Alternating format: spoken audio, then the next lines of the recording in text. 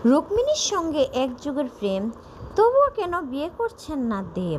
টলিউডের অন্যতম জনপ্রিয় জুটি দেব ও রুক্মিণী মৈত্র দীর্ঘ প্রায় 12 বছর ধরে সম্পর্কে থাকলেও এখনও বিয়ের পিঁড়িতে বসেননি এই তারকার জুটি। তাই প্রতি বছরই তাদের বিয়ে নিয়ে ভক্তদের মধ্যে জল্পনা তৈরি হয়। এবার সেই প্রসঙ্গ উঠে এলো জনপ্রিয় রিয়েলিটি শো দাদাগিরির আসন্ন পর্বে, যেখানে দেবকে নিয়ে মজার মন্তব্য করে আলোচনায় এসেছে অনুষ্ঠানের এআই মহাশয়। আসন্ন পর্বে তারে ধরি ধরি মনে করি ছবিটির পুরো টিম অতিথি হিসেবে উপস্থিত থাকবেন।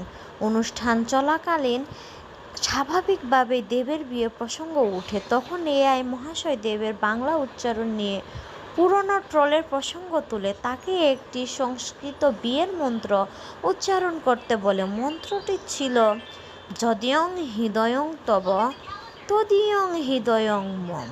কঠিন সংস্কৃত মন্ত্রটি বলতে কিছুটা ইতস্ত করেন দেব, আর সেই সুযোগে রসিকতা করে এআই মহাশয় বলেন, ও বুঝেছি, এই মন্ত্র উচ্চারণের ভয়েই তুমি এতদিন বিয়ে করছো না। এআইয়ের এই মন্তব্য শুনে হাসিতে ফেটে পড়েন দেবসহ অনুষ্ঠানের উপস্থিতি সবাই।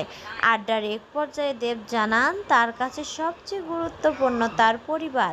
ব্যস্ত কর্মজীবনের পর পরিবারের কাছেই তিনি সবচেয়ে বেশি স্বস্তি খুঁজে পান। একসময় অভিনেত্রী শুভশ্রীর সঙ্গে দেবের সম্পর্ক নিয়ে আলোচনা হলেও গত এক দশকের বেশি সময় ধরে অভিনেত্রী রুক্মিণী মৈত্রের সঙ্গে তার সম্পর্ক প্রকাশ্য। কাজের ব্যস্ততার মাঝেও সম্প্রতি রুক্মিণীর জন্মদিন উদযাপন করতে মুম্বাইয়ে গিয়েছিলেন দেব। 43 বছর বয়স পেরিয়ে গেলেও বিয়ের প্রসঙ্গ এলে দেব বরাবরই কৌশলে বিষয়টি এড়িয়ে যান। তবে দাদাগিরির মঞ্চে এআই মহাশয়ের এই মজার খোঁচা দর্শককে বাড়তি বিনোদন